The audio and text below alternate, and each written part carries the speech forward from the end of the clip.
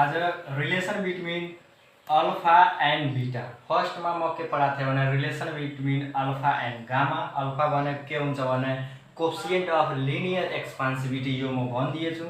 त्यसपछि बीटा भनेको coefficient of coefficient of superficial expansivity अनि गामा भने के हुन्छ भने coefficient of cubical expansivity. Coefficient of linear expansivity र कोफिसिएंट अफ क्यूबिकल एक्सपान्सिभिटी में भनिदिएछु। आज हाम्रो के छ भने relation between alpha and gamma अथवा अरु के भन्न सक्छ भने relation between linear coefficient of linear एक्सपान्सिभिटी and coefficient of coefficient of superficial एक्सपान्सिभिटी पनि भन्न सक्छ। सबभन्दा अगाडि हामीले के बुझ्न पर्छ भने एउटा क्यूबको फिगर बनाउन। जस्तै यो क्यूब भइहाल्यो है, एउटा क्यूबको फिगर बनाए, फिगर नंबर 1 ठीक छ नि। फिगर बनाए त्यसपछि थीटा 1 लेंथ 1 थीटा 2 लेंथ 2 लेख्नु। जस्तै लेंथ L1 हुन्छ कब थीटा 1 मा अनि जब टेम्परेचर इन्क्रिज भइहाल्छ भने थीटा 1 बाट थीटा 2 मा जान्छ भने यसको लेंथ पनि के भइहाल्छ L1 बाट इन्क्रिज भएर L2 भइहाल्छ। अब यति यो बुझिसकेपछि अब हामीलाई यसैलाई भाषामा हेर्दा लेख्नु हो। भाषामा लेख्दाखेरि के भइहाल्छ भने let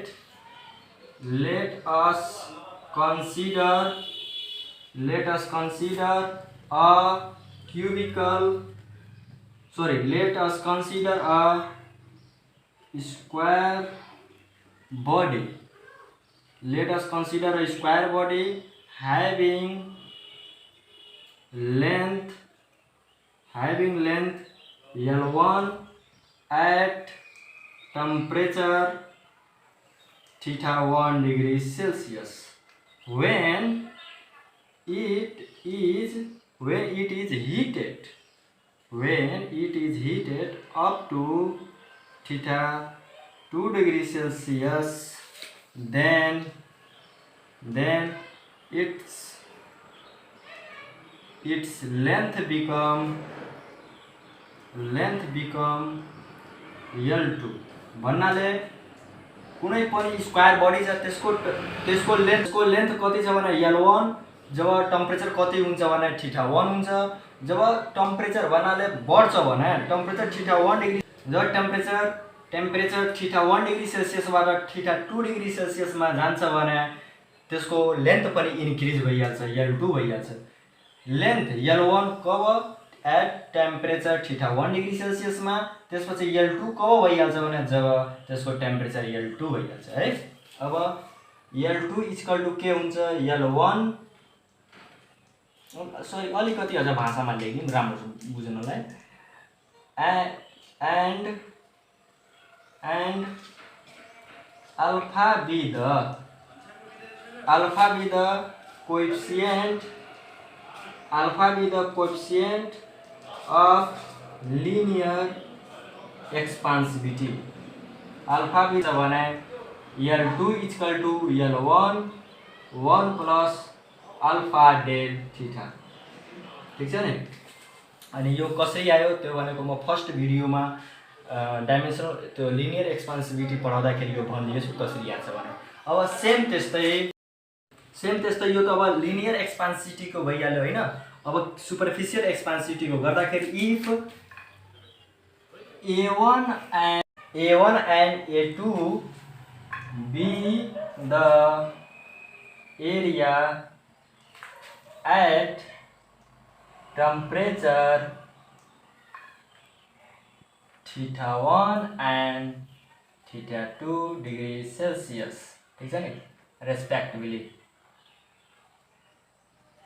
त्यसपछि रेस्पेक्टिभली यहाँ जस्तै यहाँ हामी भनेको के लेख्यौं भने alpha with the coefficient of linear एक्सपान्सिभिटी। Same यहाँ अब यो सुपरफिशियल को कुरो हुँदैछ एरिया कुरो हुँदैछ भने हामी सुपरफिशियल को एक्सपान्सिभिटी पनि लेख्दिन्छौँ।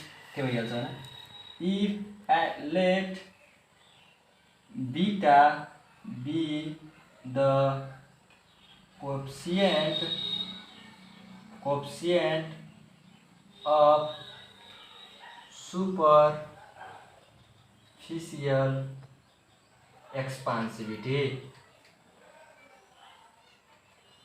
अब एरिया को फर्मुला सेम यहाँ जस्तै यहाँ L2 छ भने यसको ठाउँमा L1 A2 भइहाल्छ, L1 को ठाउँमा A1 भइहाल्छ, 1 को 1 नै रहन्छ, प्लस को प्लस नै रहन्छ, अल्फा को ठाउँमा मात्र चेन्ज भइहाल्छ, के भइहाल्छ भने बीटा, अनि डेल थीटा त्यस्तै रहन्छ। अब त्यही फेरि गर्छु, यसलाई माथि लेख्छु ठाउँमा। अब A2 इक्वल टु के भइहाल्छ भने A2 equal to A1 1 plus beta del theta, equation second. त्यसपछि अब अलिकति भाषा के लेखिदिनु पर्छ भने putting the value of equation first in equation second, भन्नाले समीकरण 1 को मान समीकरण 2 मा राख्दा, पुटिङ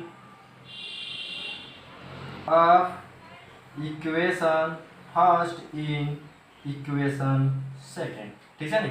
अब के भइहाल्छ, A2 को ठाउँमा के भइहाल्छ भने एउटा कुरो हामीलाई थाहा छ, एरिया को फर्मुला के हुन्छ भने L स्क्वायर, ठीक छ नि। एरिया को फर्मुला के हो L स्क्वायर।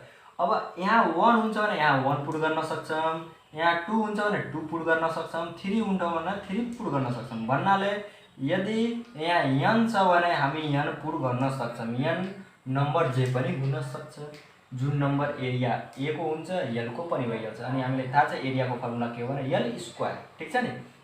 त्यसकारणले गर्दा यो A2 को के भइहाल्छ भने L2, अनि एरिया को फर्मुला के हो स्क्वायर। A1 को ठाउँमा के भइहाल्छ भने L1 को स्क्वायर, ठीक छ नि। अब यो जुन दिएछ त्यस्तै साथ दिने, के भइहाल्छ भने 1 प्लस बीटा डेल थीटा। अब L2 को मान कति हो यहाँ दिएछ, जति दिएछ सबै साथ दिने, L1 1 plus alpha del theta, ठीक छ नि। यहाँ स्क्वायर छ भने के भइहाल्छ, होल को स्क्वायर भइहाल्छ,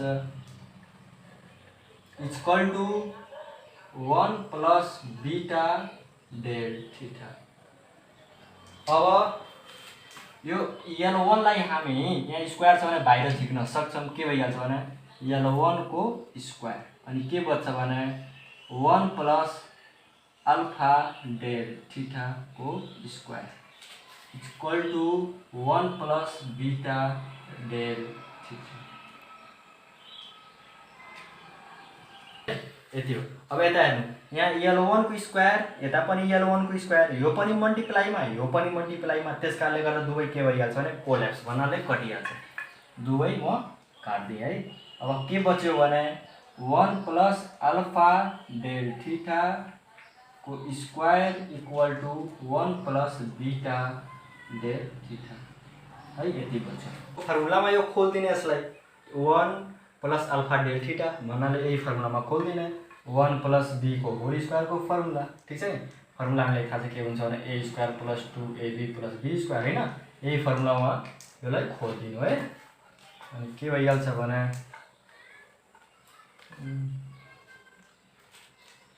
के भइहाल्छ 1 को स्क्वायर फर्मुला को 2 1 alpha del theta plus alpha square del theta square, ठीक छ नि। यता जे छ त्यस्तै साथ दिनु, 1 प्लस बीटा डेल थीटा। यति भइसकेपछि अब हेर्नु, यति भइसकेपछि 1 को स्क्वायर भन्नाले 1 नै हुन्छ, त्यसपछि 2 अल्फा डेल थीटा भइहाल्छ, किनभने 1 लाई 2 इन्टु 1 भनेको 2 नै हुन्छ। त्यसपछि के हुन्छ भने यहाँ alpha square del theta square equal to 1 plus beta del theta.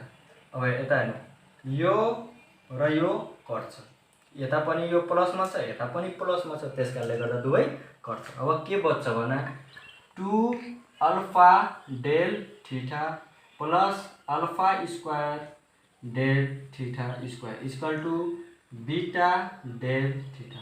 यति भइसकेपछि अब हामीलाई अलिकति भाषा लेख्न पर्छ। त्यो के हो भने the value of alpha is so small that's why it's higher power should be neglected, भन्नाले अल्फा को भ्यालु एकदमै कम हुन्छ, एकदमै न्यून हुन्छ, त्यसकारणले गर्दा त्यसको जुन हायर पावर हुन्छ त्यसलाई हामीले नेग्लेक्ट गरिदिन्छ है।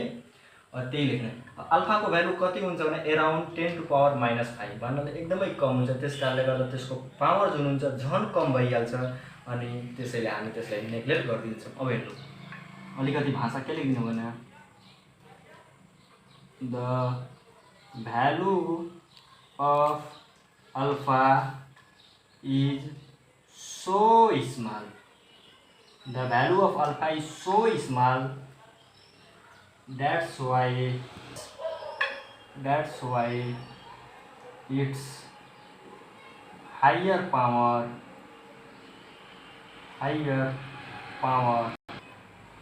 भन्नाले the value of alpha is so small that's why it's higher power neglected. अल्फाको भ्यालु एकदमै कम हुन्छ, त्यस कारणले गर्दा त्यसको जुन हायर पावर छ अथवा जसको पावर 1 भन्दा बढी छ, 2 छ अथवा 2 भन्दा बढी छ त्यसको त्यो पावरलाई हामीले नेग्लेक्ट गरिदिन्छौँ, हटाइदिन्छौँ। अब यसमा हेर्नु यो इक्वेसनमा यसको पावर अल्फाको कति, यसको अल्फाको पावर कति छ भने 2 भन्नाले यसको पावर के छ भने हाई, जसको पावर हाई हुन्छ त्यसलाई भनेको त्यो पदलाई भनेको हटाइदिन पर्छ। अब यसको ठाउँमा कति भइहाल्छ भने त्यस कारणले गर्दा 0, यसको ठाउँमा कति भइहाल्छ 0। अब के बच्यो भने 2 अल्फा डेल थीटा, अब यसको ठाउँमा कति भइहाल्यो 0। अब 0 यसमा जोडौँ या नजोडौँ त्यति नै भ्यालु हुन्छ हैन, किनभने कुनै पनि पदमा यदि 0 जोड्नुहुन्छ भने त्यो कुनै पनि चेन्ज हुन्न, त्यो कन्स्टेन्ट रहन्छ। त्यस कारणले गर्दा यसलाई हटाइदिनु। अब यता इक्वल टु को यता के बचेछ भने बीटा डेल थीटा। अब दुवैतिर कमन के छ भने डेल थीटा दुवै मल्टिप्लाईको फर्ममा छ, त्यस कारणले गर्दा कोल्याप्स भइहाल्छ है। अब के बच्छ भने 2 अल्फा इक्वल टु बीटा भन्नाले बीटा इक्वल टु 2 अल्फा। यसको equation beta equal to 2 alpha भन्नाले जुन सुपरफिसियल एक्सपान्सिभिटीको जुन कोएफिसिएन्ट छ त्यो लिनियर एक्सपान्सिभिटीको कोएफिसिएन्टबाट ट्वाइस 2 गुणा बढी छ। ठीक छ नि, यसको इक्वेसन यसको कन्क्लुजन यही हो। The coefficient of superficial एक्सपान्सिभिटी is 2 times greater than the coefficient of linear एक्सपान्सिभिटी। ठीक छ नि, अल्फा यो रिलेसन अफ के हो भने अल्फा एन्ड बीटा। ठीक छ नि, अनि यो भनेको यो भइहाल्यो। अनि the relation of alpha and gamma भनेको फर्स्ट म भिडियोमा